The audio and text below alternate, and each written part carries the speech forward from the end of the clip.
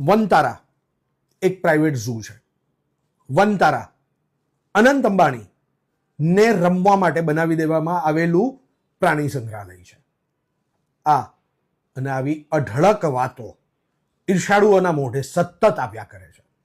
પણ એક વખત, માત્ર એક વખત Vantara the century Jio Hotstar પર છે, આઈ થિંક એમેઝોન પર પણ છે. એક વખત આ ડોક્યુમેન્ટરી જોજો. ડોક્યુમેન્ટરી જોશો તો તમને ખબર પડશે કે ખરેખર આપણે બોલીએ છીએ સર્વધર્મ સંભાવ, પણ અંબાણી ફેમિલી સર્વ જીવ સંભાવની ભાવના સાથે વનતારાને સાચવી રહ્યું છે. વિચાર તો કરો, કોર્પોરેટ હાઉસ હોવા છતાં આ સ્તર પર નાનામાં નાના જીવ માટે કામ કરવું, ખર્ચ 1200 કરોડ.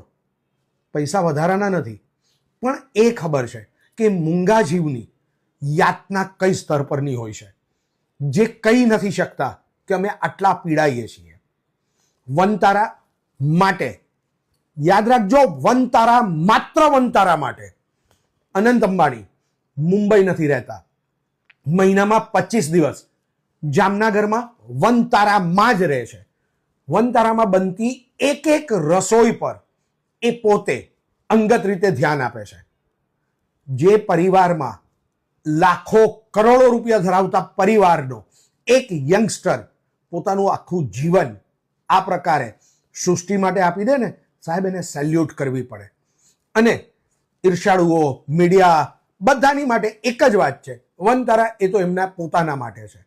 અને આવું શા માટે કહેવામાં આવે છે? માત્ર એ માટે કહેવામાં આવે છે કે વનતારામાં એમને પ્રવેશ આપવામાં નથી આવતો.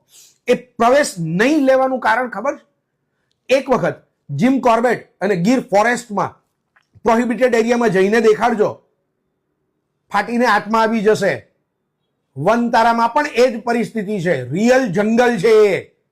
વનતારા કોઈ ઝૂ નથી, કોઈ સંગ્રહાલય નથી કે તમને એ જોવું છે અને તમે રિલાયન્સના કનેક્શન વાપરો છો અને તમને જોવા નથી મળતું એટલે તમે આ પ્રકારની વાત કરો છો. શરમ આવવી જોઈએ તમને.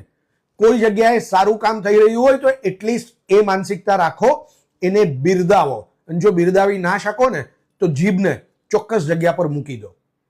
હું રશ્મિન શાહ, સાઇનિંગ ઓફ.